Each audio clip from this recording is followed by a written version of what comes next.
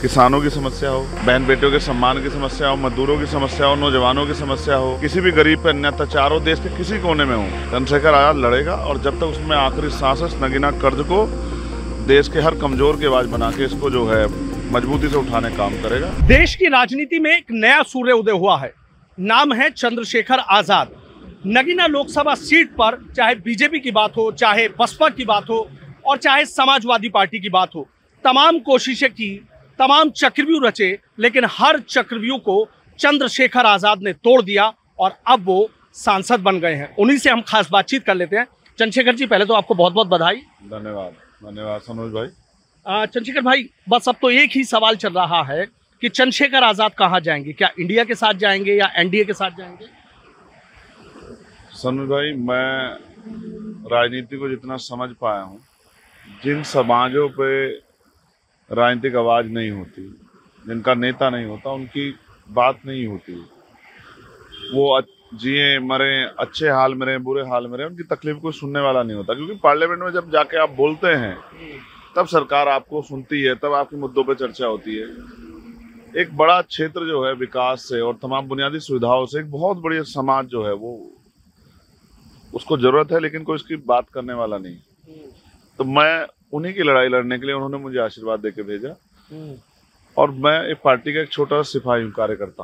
Party का जो आदेश होगा मैं उसका पालन करूंगा। पार्टी जहां मेरी ड्यूटी लगाएगी, पार्टी जहां कहेगी, मैं, क्योंकि हम वैचारिक लोग हैं और विचारधारा से समझौता कभी हमने किया ही नहीं। कोई सुख सुविधा की राजनीति हमने कभी नहीं की। एक बड़ा सवाल था भारत की राजनीति में, सदन का मेंबर बनना और आपकी पार्टी के मेंबरों की संख्या होना, इसी को कामयाबी माना जाता है। वो कमी थी इस संघर्ष में, वो समाज ने पूरी कर दी। मैं गौरवान्वित हूँ कि मैं एक स्वाभिमानी समाज में पैदा हुआ हूँ, जिसने बहुजन समाज पार्टी को मात्र 13 साढ़े 13,000 वोट देके और एक एक वोट चंद्रशेखर आजाद को देके साबित किया कि वो उससे प्यार करते हैं। जो वादा उन्होंने 2022 में मुझसे किया था मेरे सामने कि चंद्रशेखर बहुत प्यार करते हैं, लेकिन इस बार बहन जी को चीफ मिनिस्टर बनाना चाहते हैं, इसके बाद आपके साथ रहेंगे, उनके दोबारा उनको मौका देंगे। वो खतौली में पूरा किया उन्होंने, वो घोसी में पूरा किया, वो मैनपुरी का उपचुनाव मेरे कहे से पूरा किया और अब भी नगीना में मुझे ताकत दी। लेकिन देश भर में जहां जहां मैंने उनसे अपील की, उन्होंने भारतीय जनता पार्टी को रोक के वो उस इज्जत का की ताज मुझे पहनाया। आप किसी से पूछ लो विपक्ष का, कोई एक वेस्ट का हो, ईस्ट का हो, किसी से पूछो जो जीता है, कि पूछो क्या दलित समाज ने उनकी मदद की है नहीं की चंद्रशेखर के आदेश पे। अगर नहीं करता दलित समाज तो क्या जीत जाता विपक्ष? बिल्कुल नहीं जीत पाता। मैं उस समाज का धन्यवाद करता हूँ और मुझे इतना प्रेम मुस्लिम समाज ने दिया, मैं ऋणी हूँ उनका। मुझे किसान समाज ने, जाट गुजर सैनी पाल पे पिछड़े हुए समाज ने और सामान्य जाति के लोगों ने भी बहुत प्यार विश्वास दिया। उनको भी लगता था कि यहाँ नेता कमी है। मैं उन सबके विश्वास पे खरा उतरूंगा, इस बात का आपको वादा करता हूँ। किसानों की समस्या हो, बहन बेटियों के सम्मान की समस्या हो, मजदूरों की समस्या हो, नौजवानों की समस्या हो, किसी भी गरीब पे अन्याय अत्याचार हो, देश के किसी कोने में हो, चंद्रशेखर आजाद लड़ेगा और जब तक उसमें आखिरी सांस है नगीना कर्ज को देश के हर कमजोर की आवाज बना के इसको जो है मजबूती से उठाने काम करेगा।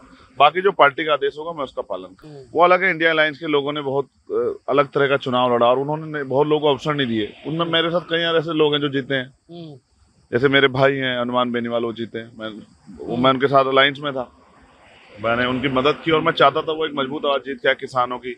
मेरे भाई हैं पप्पू यादव, मैंने उनके साथ मिलकर चुनाव लड़ा बिहार में, तो वो भी जीत के आए हैं। ऐसी जो मजबूत आवाजें हैं, अब हम इकट्ठे होकर बातचीत करेंगे कि हमें क्या करना है, क्योंकि अब हमें काम अपने लोगों के लिए काम भी, हाँ हमें अपने लोगों के लिए काम भी करने हैं। लेकिन ये भी एक सच है कि जिस तरह के तानाशाही थी, जनता ने भाजपा को सबक सिखा दिया है कि भाई ये नहीं चलेगा, जो आप जिस तरह से आप कर रहे हो ये नहीं चलेगा। लोकतंत्र इसकी गरिमा को समझिए, जनता की आवाज को समझिए, जनता की जो है भावनाओं को समझिए, जन समर्थन का सम्मान कीजिए।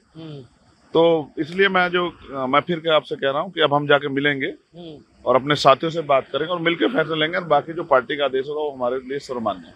मतलब ये माना जाए कि हनुमान बेनीवाल हो गए और पप्पू यादव हो गए और चंद्रशेखर आजाद हो गए, मतलब इनकी तिगड़ी दिखाई देगी, जहां भी जाएगी साथ जाएंगे। नहीं, हम साथ रहेंगे और हमारा ये प्रयास है। मुझे नहीं पता अभी उनकी किनसे बातचीत हुई या नहीं हुई, लेकिन हमसे मेरी बात हुई है उनमें आपस में, और हम ये चाहते हैं कि पार्लियामेंट के पटल से गरीबों, किसानों, कमजोरों, मजलूमों, दलितों, पिछड़ों की आवाज उठे, मॉब लिंचिंग जो होती है, धर्म के नाम पर जो जुल्म होता है वो बंद हो और एक मजबूत जो है सवाल और जवाब जो है सरकार के सामने रखे जाएं।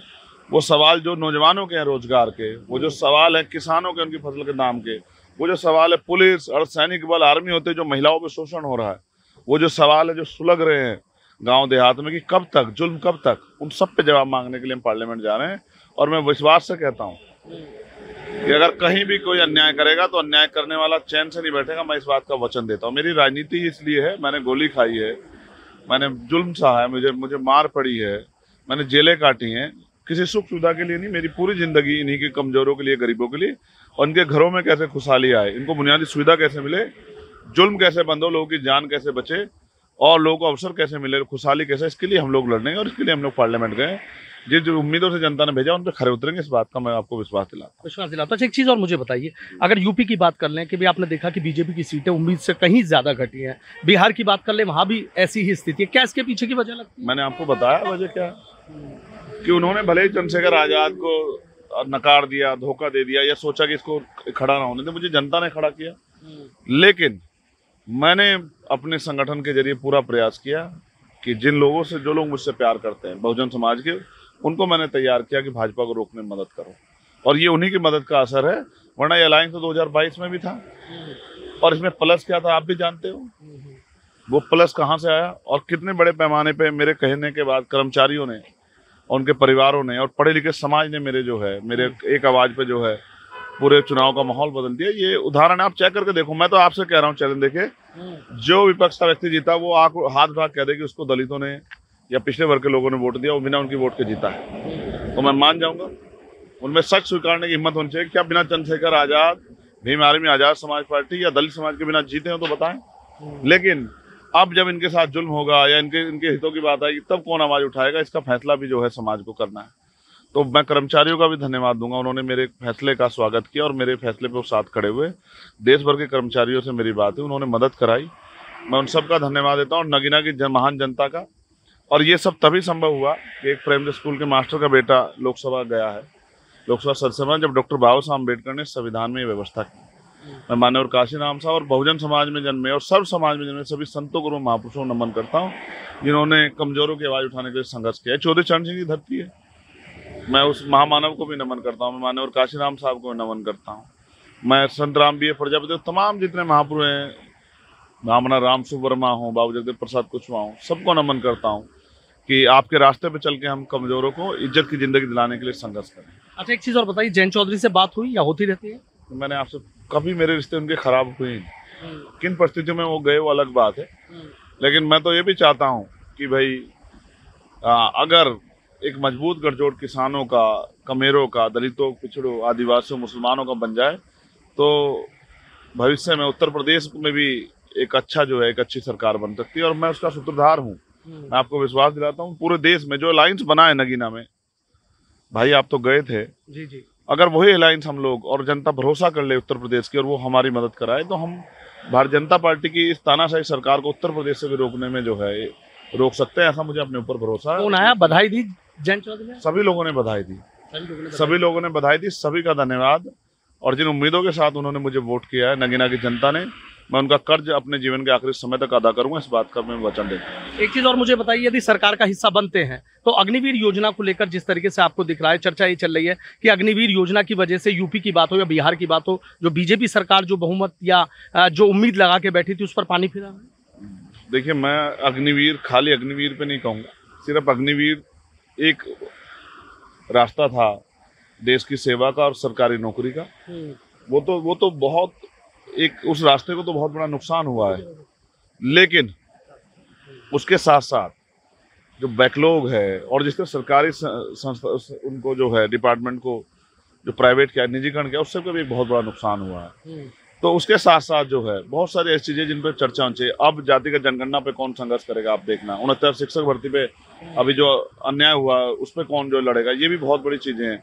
उसके साथ साथ बुनियादी सुविधाएं लोगों तक पहुंचे, ये भी एक बहुत बड़ा विषय है। और promotion reservation SC ST OBC के लोगों को मिले, कर्मचारियों को, इस पे भी सवाल करना है। और इस पे विपक्ष कहाँ हमारे साथ खड़ा हो पाएगा, नहीं होगा, ये बहुत बड़ा सवाल है। हम मुद्दों की राजनीति करने के लिए वहां गए और मुद्दों की राजनीति करेंगे। कोई जाति, जो पत्रकार समाज हो, चाहे कर्मचारी समाज हो, जैसे पुलिस का शोषण हो रहा है देश में, 8 घंटे की ड्यूटी मिलनी चाहिए, वो भी इंसान है, उनके साथ जो जुल्म हो रहा है उसके खिलाफ भी हम लोग लड़ेंगे। उनको भी जो है 1 दिन की छुट्टी मिलनी चाहिए, उनके भी जो कर्मचारी हैं उनकी जो वेतन विसंगति है वो भी दूर होनी चाहिए। हर मामले पे हम लोग पार्लियामेंट में आवाज उठाएंगे, और अगर चाहे वो कोई किसी भी तरह का कर्मचारी हो, वो सब कर्मचारियों के साथ आम आदमी की भी सबकी लड़ाई लड़ेंगे। महंगाई बेरोजगारी पे भी सवाल खड़ा करेंगे, और जो गिरते जो इकोनॉमी है इस पे भी सवाल खड़ेंगे। लेकिन सरकार को चैन से नहीं बैठने देंगे जब तक वो जनता के हितों के लिए काम नहीं करेंगे। पॉलिसी बनेगी तो उसका लाभ जनता को मिलेगा। ऐसा नहीं कि पॉलिसी और सरकार और अधिकारियों के बीच में रह जाएगी। जो पात्र है उसको लाभ मिलेगा, सरकार भी किसी की बने, लेकिन हम हिसाब किताब के लिए और हिसाब किताब करवा के छोड़े। ये माना जाए कि चंद्रशेखर फिर एक बड़ी लड़ाई या बड़ा एक आंदोलन की शुरुआत करने जा रहे हैं। अब आप देखिए ना, शुरू तो होने दीजिए, शुरू होने दीजिए। मैं उत्तर प्रदेश की महान जनता से भी अपील करूंगा, जो गठजोड़ उन्होंने बनाया दलितों, मुसलमानों, पिछड़ों, किसान जातियों का, मजदूरों का नगीना में, उन्होंने इतनी बार मौका दे दिया भाजपा को रोकने, 2 बार भाजपा, एक मौका वो चंद्रशेखर आजाद को दे, देखें किस तरह से जो है भाजपा सत्ता से बाहर होती है और किस तरह से जुल्म खत्म होके उनको उनके लिए अवसर तैयार होते हैं। जो देश में चुनावी नतीजे आए, एक बेरोजगार को रोजगार दे दिया और बाकी बेरोजगारों को रोजगार देने की जिम्मेदारी चंद्रशेखर आजाद की है, आजाद समाज पार्टी भीम आर्मी की। जनता मदद करे, नौजवान मदद करें और देखें बदलाव होता है। जो देश के नतीजे आए हैं और जो उत्तर प्रदेश के नतीजे आए हैं, इन नतीजों पर क्या कहना चाहिए? देखिए, बहुत अच्छा प्रयास हुआ है, और ये लोकतंत्र की खूबसूरती है कि जो तानाशाही करे उसको सबक सिखाए। अहंकार नहीं रहना चाहिए। थोड़ी सी और सबक सिखा देते तो बच्चा कुछ अहंकार भी चला जाता।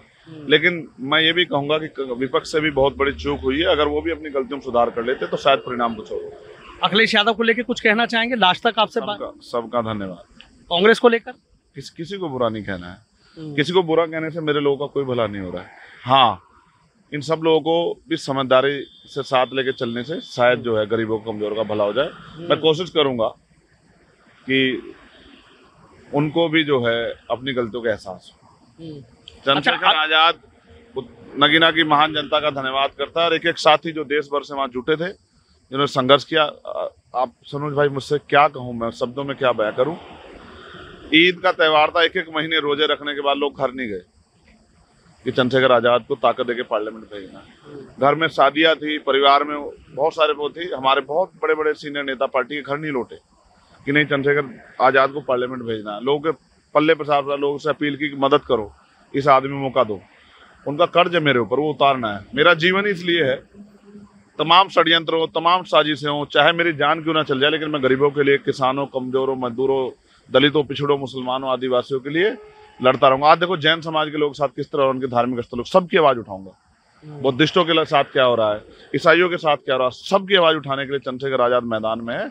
और आप देखो लड़ाई मजेदार होगी, रंग जमेगा पार्लियामेंट में, इस बात के लिए मैं आपको आश्वस्त करता हूँ। एक सवाल और मेरा आपसे है, आप ये बताइए कि अब ये चर्चाएं होने लगी हैं, बीजेपी ने पूरी ताकत नगीना में झोंकी, समाजवादी पार्टी ने पूरी झोंकी, बसपा ने पूरी झोंकी, आकाश आनंद आए, आप पर दुनिया भर की टिप्पणी की, मैंने आपसे बात की थी, आपने सिर्फ एक शब्द कहा, मेरा छोटा भाई है। और अब चर्चा ये चलने लगी है कि जब इतनी घेराबंदी के बाद चंद्रशेखर आजाद चुनाव जीत गए हैं, संसद में पहुंच गए हैं, सांसद बन गए हैं, तो कहीं ना कहीं लोग ये कह रहे हैं कि वे बसपा के उनके उत्तराधिकारी के तौर पर देखे जाने लगे हैं, क्योंकि जो कहते हैं वो करके दिखाते हैं, गरीब की लड़ाई के लिए किसी से भी भिड़ जाते हैं। एक कहा यह जाता है हमारे यहाँ पश्चिम में कि आदमी बादाम खाने से नहीं सीखता, आदमी बादाम खाने से नहीं सीखता, ठोकर खाने से सीखता है। हमारे कहावत है पश्चिम में कि आदमी बादाम खाने से नहीं सीखता, ठोकर खाने से सीखता है। तो मैं ठोकर खा के यहाँ तक पहुंचा।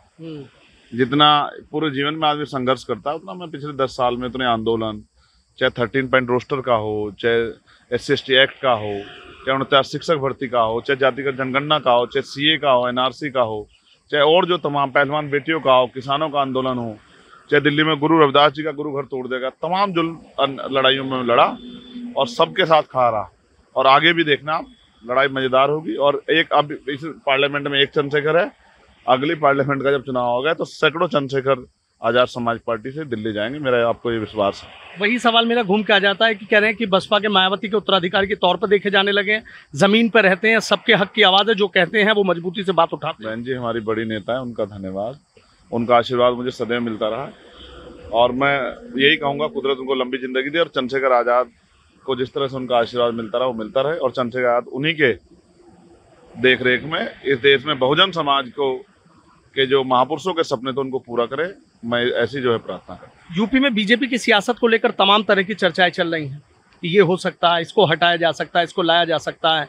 कुछ अफसरों की भी बात आ रही है कि इन्होंने मदद नहीं की, कुछ कह रहे हैं कि इन्होंने ऐसा कर दिया। इन बातों में कितना दम है? चूंकि आप सब चीजें समझते हैं, जानते हैं, इसलिए वाला सवाल किया। भाई वो सत्ता में है, जिसको चाहे हटा दे, जिसको चाहे बना दे।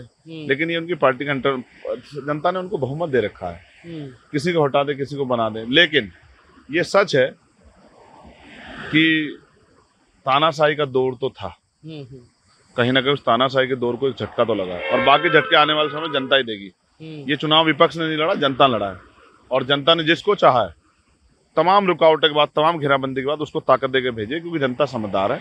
जनता ने बहुत, जो कोरोना काल याद है आपको, जब मजदूर इन्हीं सड़कों पे घूम रहा था, जब अपने बच्चों गोद में लेके पानी के लिए तरस रहा था, नेता घर में छिपे बैठे थे। जितनी हिम्मत थी मेरी, मैंने मदद की।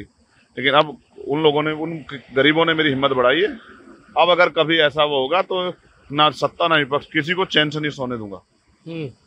अगर किसी के साथ जुल्म होगा, सरकार किसी की हो, तो चंद्रशेखर आजाद से टकराना पड़ेगा। ये बात याद रखना। अब नहीं चलेगा वो कि मॉब लिंचिंग होगी, अब नहीं हो चलेगा धर्म के नाम पे अन्याय अत्याचार होगा, अब नहीं होगा पशुओं के नाम पे हत्या होगी, अब नहीं होगा घोड़ी बैठने में मारा जाएगा, अब नहीं होगा मुझे रखने में मारा जाएगा दलित कमजोर, किसान, मजदूर, अब नहीं होगा किसान सुसाइड करेगा, अब नहीं होगा कि नौजवान जाएंगे अपनी हक की बात करने, उनको लाठों पिटा जाए। ये नहीं चलेगा देश में। ये गुंडागर्दी खत्म होगी, ये भय का माहौल खत्म होगा। इस बात को आप मेरी नोट कर लें, और जो करेगा वो याद रखे, कुछ ही घंटों में चंद्रशेखर आजाद साक्षात पहुंच के उनके से जो है अन्याय के खिलाफ लड़ेंगे। लेकिन अब एक आवाज भी तो पश्चिम में उठ रही है कि अगर इंडिया गठबंधन में चंद्रशेखर आजाद को शामिल कर लिया जाता, तो पश्चिम में जिस तरीके से बीजेपी को रोकने का काम किया है, आपको लगता है चंद्रशेखर और आ जाते तो कहानी और बदल जाती?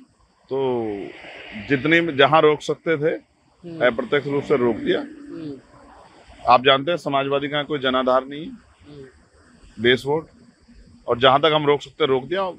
बाकी आगे भी जो है, जो पार्टी का आदेश होगा और जो वैचारिक जरूरत होगी उसको पूरा करें। आखिरी सवाल मेरा है, ऐसा नगीना में क्या रहा जो आपको लगा कि कोई मुकाबला ही नहीं कर पाया, कोई सामने टिक ही नहीं पाया? तमाम बड़े बड़े योद्धा आए, लेकिन चंद्रशेखर अखाड़े में राजनीति के इतनी मजबूती से उतरे कि हर दाव पेच का उन्होंने बखूबी जवाब दिया। देखो, वहाँ हमारे कार्यकर्ताओं ने बहुत मेहनत की, गरीबों ने बहुत जान लगाई, और मैं फिर आपसे कह रहा हूँ, जनता महान है। ये लोकतंत्र है, जनता जिसके साथ होगी वो ही ताकतवर होगा, चाहे तो सामने वाले कितने ही ताकतवर क्यों ना हो, कितनी बड़ी रियासत वाले ना हो, कितनी बड़ी विरासत वाले ना हो, कितने बड़े धन्ना सेठ क्यों, जनता जिसके साथ होगी, जनता का आशीर्वाद चंद्रशेखर के साथ है। उनकी उम्मीदों पर खरा उतरना चंद्रशेखर आजाद का काम है। अपने लोकसभा क्षेत्र के लिए लड़ूंगा, और पूरे देश में कहीं जुल्म होगा कमजोरों पर, हर के लिए लड़ूंगा, ना जाति देखूंगा ना धर्म, सबके लिए लड़ूंगा। किसी का भी, किसी बहन बेटी के साथ अन्याय होगा तो अगर मेरे खून की जरूरत पड़े तो खून दूंगा, पीछे नहीं हटूंगा। केतली लेके घूम रहे थे चंद्रशेखर जी आप तो पहले चुनाव के दौरान, तो क्या बात है, केतली से इतनी पानी पिला दी, इतनी चाय पिला दी कि अब तो संसद में पहुंच गई है केतली को प्यार से भर दिया नगीना वालों ने। अब नगीना के लोगों के लिए पूरी जिंदगी इस कर्ज को उतार के संघर्ष करूंगा, कभी नगीना को अकेला नहीं छोड़ूंगा। नगीना मेरा परिवार है, नगीना के लिए जीना मेरा धर्म है, और देश के हर कमजोर की आवाज बनना मेरी जिम्मेदारी। सबकी तो सबने मदद करी, लेकिन देखा तो आपने तो चंदे से चुनाव लड़ा, 1-1 रुपए का लोगों से चंदा मांगा आपने।